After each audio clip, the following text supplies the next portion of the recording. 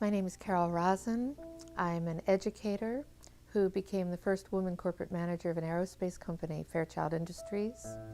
I'm a space and missile defense consultant. I've consulted to a number of companies, organizations, government departments, even the intelligence community. I was a consultant to TRW working on the MX missile. So I was part of that strategy, which turned out to be a role model for how to sell space-based weapons to the public, the MX missile being yet another weapon system that we didn't need. And I founded the Institute for Security and Cooperation in Outer Space, a Washington, D.C. based think tank. I'm an author and have testified before the Congress, the President's Commission on Space, and to a number of committees of that kind of relevance.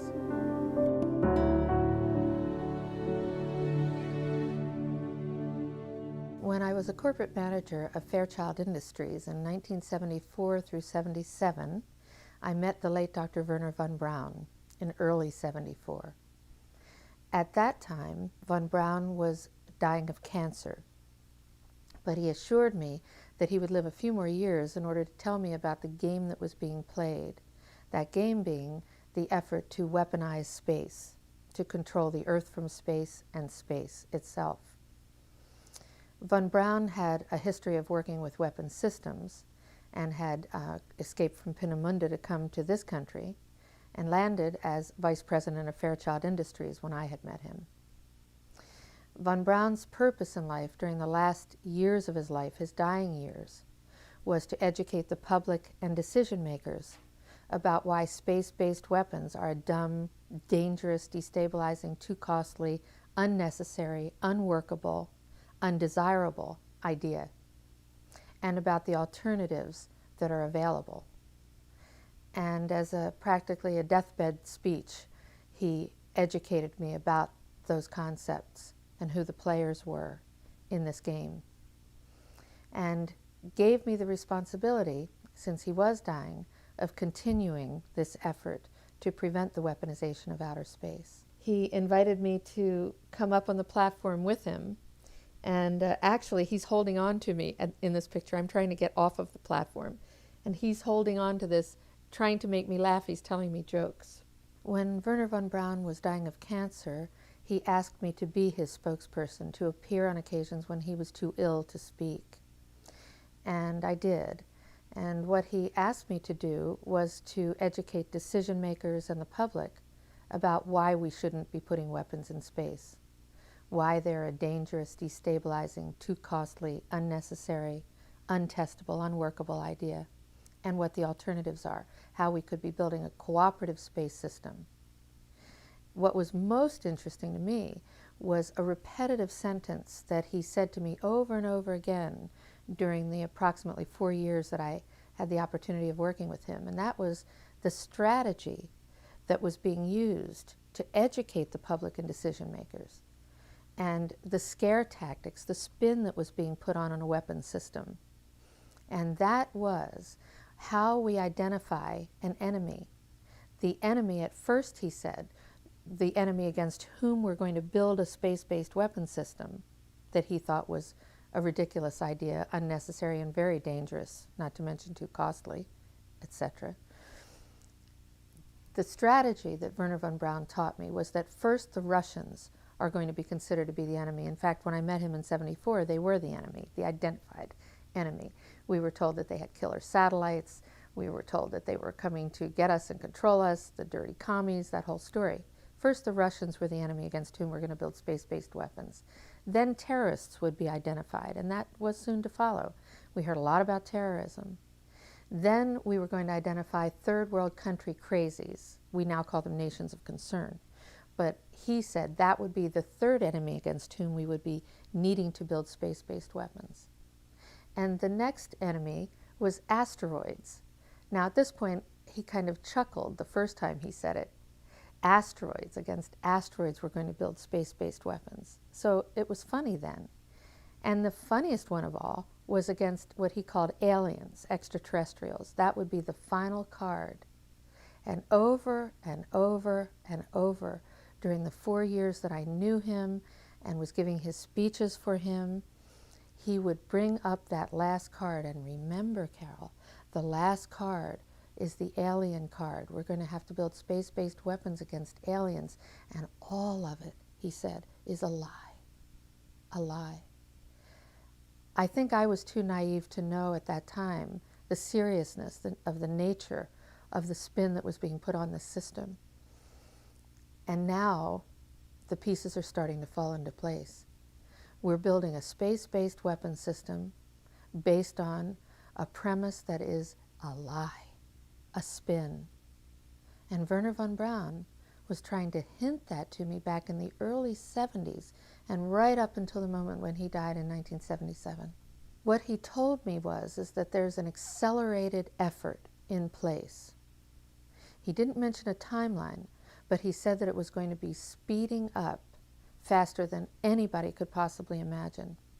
That the effort to put weapons in space was not only based on a lie, but would accelerate past the point of people even understanding it until it was already up there and too late. When von Braun was dying in front of me the very first day that I met him, he had tubes draining out of his side. And he was tapping on the desk telling me, "You will come to Fairchild." I was a school teacher. "You will come to Fairchild and you will be responsible for keeping weapons out of space."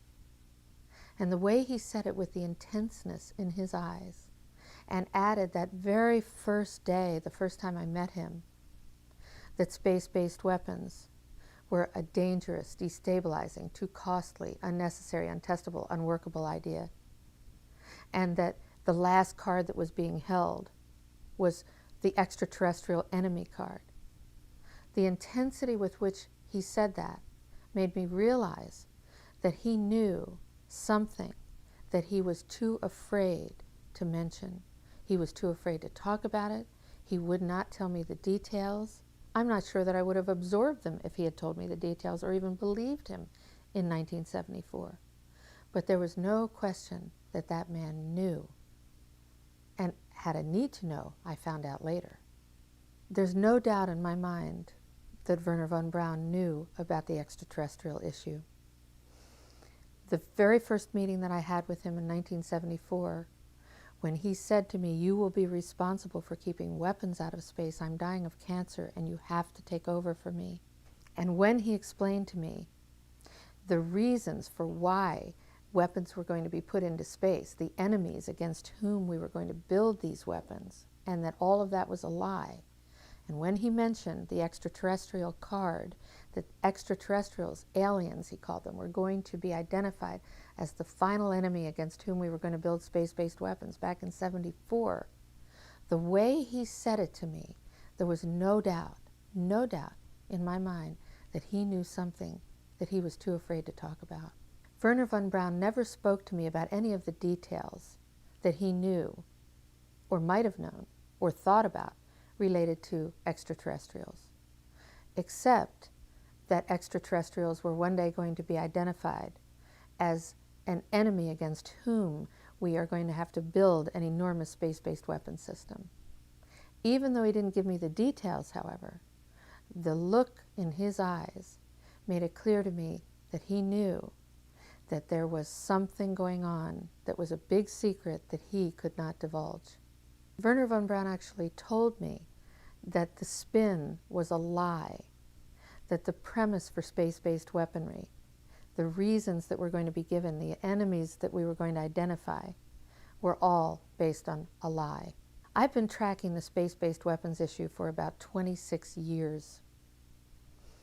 I have debated generals, congressional representatives. I've testified before the Congress and the Senate. I've met with people in over 100 countries. And I have not been able to identify who the people are who are making this space-based weapon system happen. I see the news. I see the administrative decisions being made. I know that they're all based on lies and greed. And I have yet to be able to identify who the people are. And that's after tracking this issue for 26 years. I know that there are big secrets being kept. And I know it's time that the public and decision makers pay attention to the people who are now going to be disclosing the truth. And then we need to make some definite changes and build a system in space that will benefit every single person and all the animals and the environment of this planet. The technology is there. The solutions to Earth's urgent and long-term potential problems are there.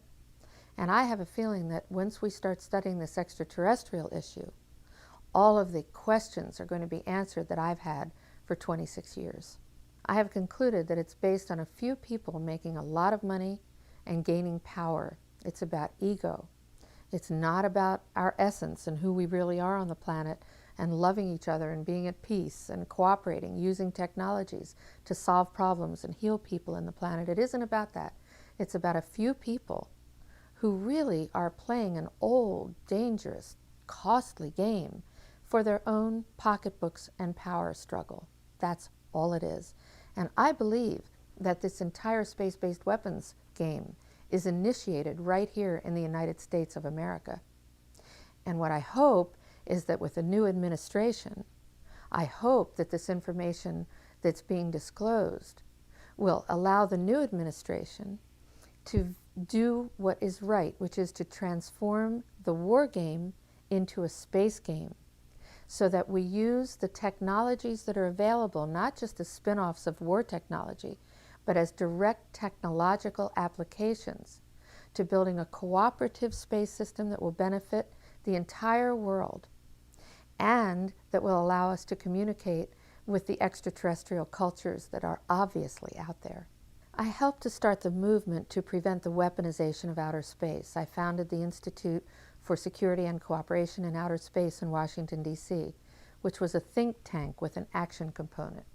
We studied this issue of who was going to benefit from building a space-based weapons program, which is merely an extension of the Earthbound war game. Of course, the next highest frontier, the high ground, is outer space. So it's a very natural place for those who play in the war game, who benefit from it, to go into outer space with their weapons. Who would benefit from it are the people who work in that arena. That's people in the military, in industries, in universities and labs, in the intelligence community. And this is not just in the United States, it's worldwide. This is a worldwide cooperative system. Wars are cooperative, just as peace will be when it breaks out. But right now, there are a lot of people benefiting. This is what our economy has been based on in this country and spreading around the world. War. And people suffer as a result. It's not fair. It never has been. People have screamed for, let's build out of swords, let's make plowshares, let's have peace and hold hands around the world, but it hasn't worked because too many people are benefiting. Not only are they benefiting financially, but from what my experience is, there are people who actually believe that Armageddon should happen, so we have to have these wars. So it's going from the pocketbook to the religious right. Some people who actually believe that we have to have wars for these religious reasons. And there are people who just love war. I have met warriors who love to go to war. And then there are the good people, the soldiers, who just take orders. And they have to feed their children and send them to college, so they want to keep their jobs. People in laboratories have told me they don't want to work on these technologies for war, but if they don't, they won't get a paycheck. Who's going to pay them? And what I see is that there are not only dual uses for these technologies, but there are many uses for the same technologies. And once people start to learn, as we learned about the bomb, they start to learn about what's in outer space, this place above all of our heads, this common place above all of our heads in which we can travel, we can build space hospitals, schools, hotels, laboratories, farms, industries. It may sound far out, but if we don't do that, we're going to build battle stations and weapons pointed down all of our throats and into space. And apparently, we've been doing some of that already. So we have a choice now that can be made. We can all benefit all the people in the military-industrial complex, in the intelligence community, in universities and labs, in the United States and all over the world, we can benefit. We can just transform that industry so easily with just a decision based on our highest consciousness, on our spirituality, and on the fact that we have no choice unless we all want to die, and we don't. Not yet, anyway. So now we can all benefit financially, spiritually, socially, psychologically, and it's technologically and politically feasible to transform this game now, and everybody will benefit. In 1977, I was at a meeting in Fairchild Industries in a conference room called the War Room. And in that room were a lot of charts on the walls with enemies, identified enemies, names that people had never heard of, names like Saddam Hussein and Gaddafi.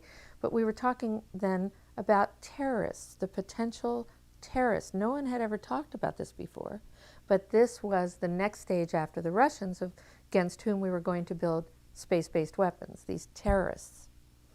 And I stood up in this meeting and I said, excuse me, why are we talking about these potential enemies against whom we're going to build space-based weapons if in fact we know that they are not the enemy at this time? And they continued the conversation about how they were going to antagonize these enemies, and that at some point there was going to be a war in the Gulf, a Gulf War. Now this is 1977. This is 1977. And they were talking about creating a war in the Gulf region when there was $25 billion in the space-based weapons program that yet had not been identified. It wasn't called the Strategic Defense Initiative, at least, until 1983. This weapons system then had obviously been going on for some time that I didn't know anything about. So I stood up in this meeting in 1977 and it said, I'd like to know why we're talking about space-based weapons against these enemies. I'd like to know more about this. Would somebody tell me what this is about? Nobody answered. They went on with this meeting as though I hadn't said anything. And suddenly I heard myself stand up in the room and say, if nobody can tell me why you were planning a war in the Gulf when there's a certain amount of money in a budget so that you can create the next set of weapons systems that will be the beginning of the sell to the public about why we need space-based weapons, consider this my resignation, and you will hear from me again. And nobody said a word, because they were planning a war in the Gulf, and it happened exactly as they planned it, on time. If anyone had any doubt at all about how far advanced the research and development program, the largest R&D program in recorded history, is today, these books are proof. This is the National Missile Defense Deployment Environmental Impact Statement, but it comes in 4 huge volumes, and they're being sent all over the country, maybe even to different parts of the world, to our allies. There were lists on the wall of identified enemies against whom we were going to build space-based weapons. They were also talking about the plans to create the Gulf War, and that's when the Gulf War was first being planned, back in 1977. Who was at this meeting? The room was filled with people in the revolving door game. There were people that I had seen once in a military uniform and other times in a gray suit and an industry outfit. These people play a revolving door game. They work as consultants, industry people, and or military and intelligence people. They work in the industries, and they revolve themselves through these doors and right into government positions. I stood up in this meeting and asked if I was hearing correctly, that when there was $25 billion expended in the space-based weapons budget, the research and development budget, that there was going to be a war in the Gulf, stimulated, created, so that they could then sell the next phase of weapons to the public and the decision makers. That this war was going to be created so that they could dump the old weapons and create a whole new set of weapons.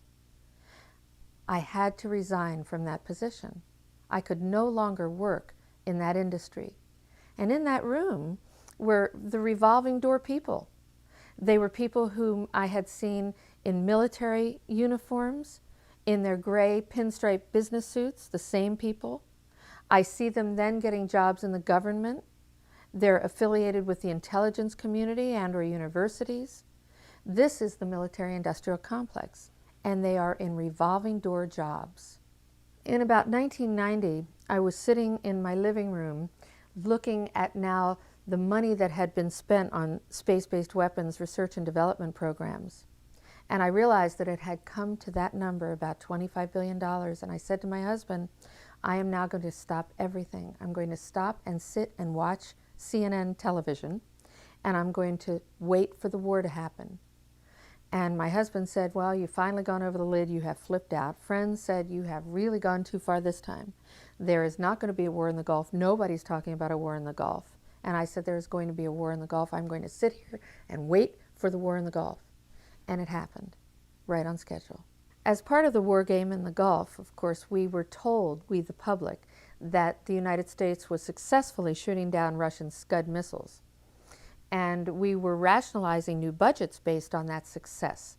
In fact, we found out later, after the budgets were approved for the next phase of weapons, that it was a lie. We did not have the technology. We did not have successful shoot-downs the way we were told. It was all a lie, just to get money, more money, put in the budgets to make more weapons. I was one of the first people to go independently to Russia when I heard that they had killer satellites. And when I went to Russia in the early 70s, I found out they didn't have killer satellites. That was a lie. And in fact, the Russian leaders and people wanted peace. They wanted to cooperate with the United States and the people of the world. Another time I called Saddam Hussein when he was lighting his oil fields on fire. And my husband was in the kitchen while I was making this phone call, and I got a call back from his first attaché, with Saddam Hussein nearby, I was told, saying, are you a reporter? Are you an agent? Why do you want to know? And I said, no, I'm just a citizen who helped to start the movement to prevent the weaponization of outer space, and I have found that a lot of the stories that I've been told about weapon systems and the enemies are not true. So I wanted to find out what Saddam Hussein wants, what would satisfy him to have him stop making these oil fields go on fire and stop antagonizing people. And he said, well, nobody's ever asked him that question, what he wants.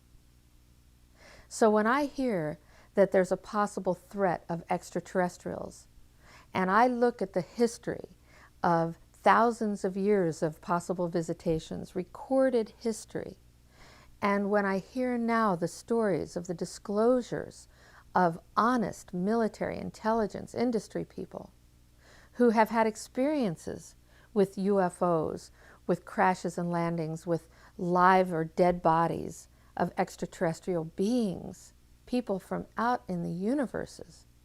And if I'm ever told that these are enemies against whom we have to build space-based weapon systems, based on my own personal experience of having worked in the military-industrial complex on weapon systems and military strategy, I'm going to know it's a lie.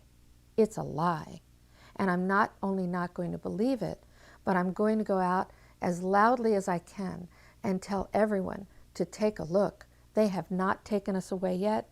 We're still here after thousands of years of visits. If in fact they're still visiting us now and people are working with ETs, live or dead, if they're taking photographs, if they're experiencing all kinds of UFO experiences, then we have to look at this as something that is not a hostile occurrence. It would be my guess, based on my own experience of having traveled to countries whom we've been told had hostile intentions against the United States, it would be my hope and my intention to do everything I could to work with people who are working to communicate with and cooperate with these extraterrestrial beings, because they're clearly not hostile. We're here. That's enough proof for me.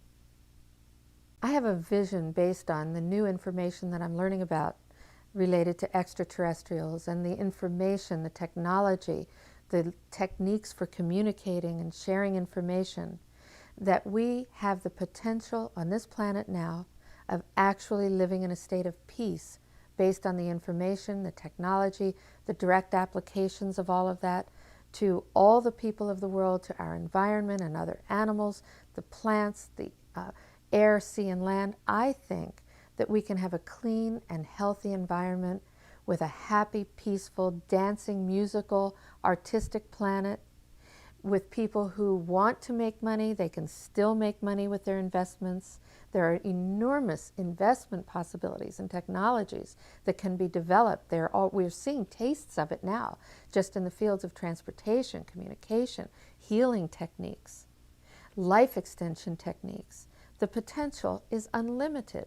The opportunities and benefits for careers, for jobs, the opportunities and benefits for health of our individual selves, of whole communities, of our planet itself.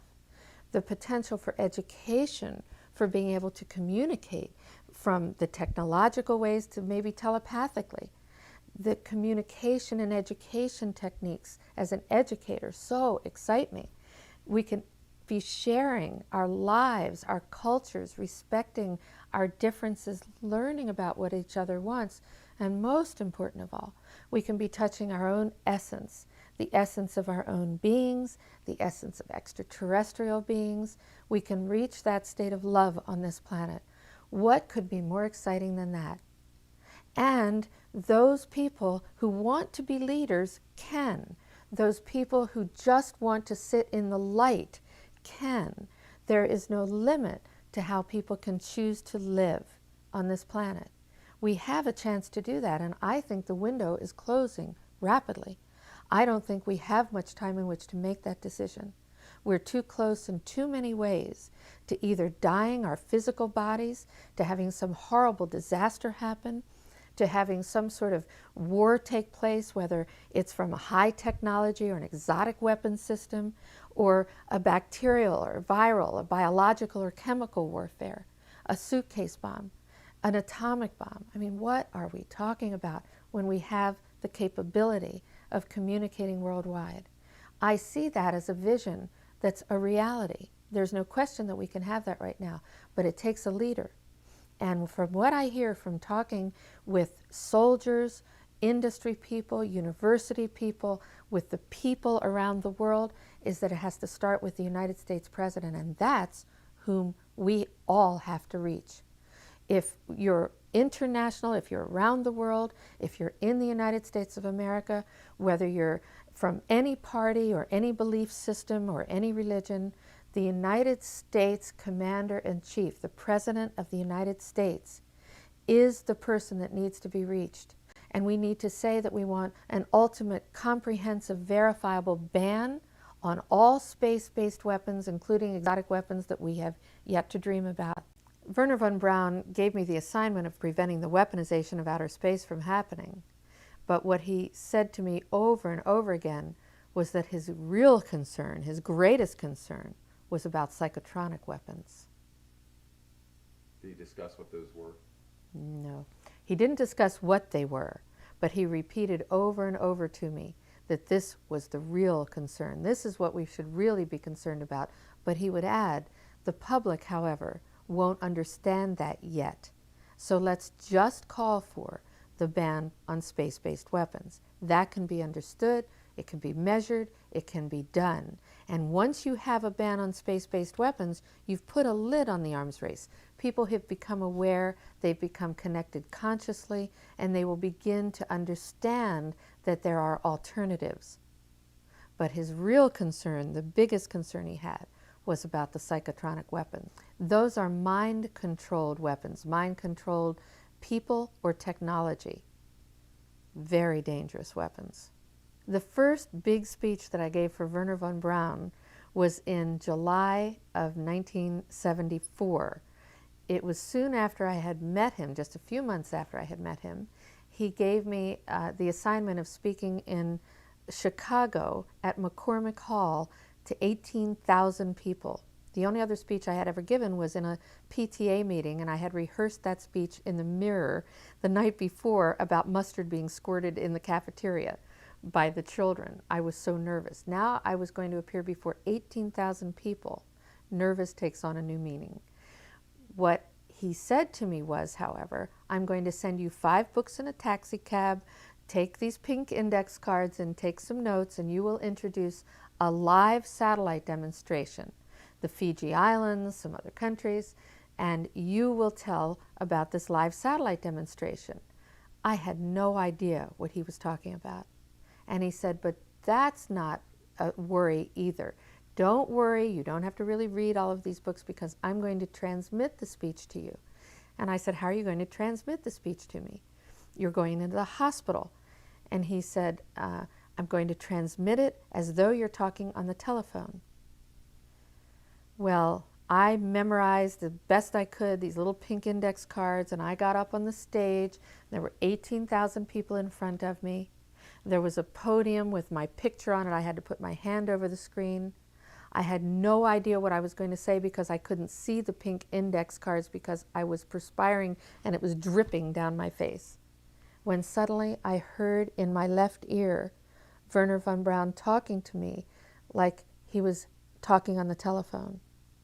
And he transmitted this speech to me, the entire speech, for 35 minutes in my left ear. I heard myself then talking about KU band and C band, and I was just repeating what he was saying. But he was in a hospital bed on the East Coast, and I was in Chicago with nothing, no technology in my ear, standing in front of 18,000 people, listening to him transmit the speech. It was amazing. Did he ever relate to you how that was effected? No, he laughed when I asked him. He thought it was funny. I sent it with my autograph to him. I thought that was funny, that I would sign my autograph to him. But he sent it back now with his, and he says, to Carol Sue, this time it was my turn, Wernher von Braun. When Wernher von Braun transmitted into my left ear this entire speech from the East Coast to Chicago, it became very obvious to me that we humans have absolutely no idea except what we're told by people who are making money on the next levels and phases of technological developments, that we are purchasing as consumers what is possible. We have barely touched the tip of the iceberg of what the mind is capable of creating.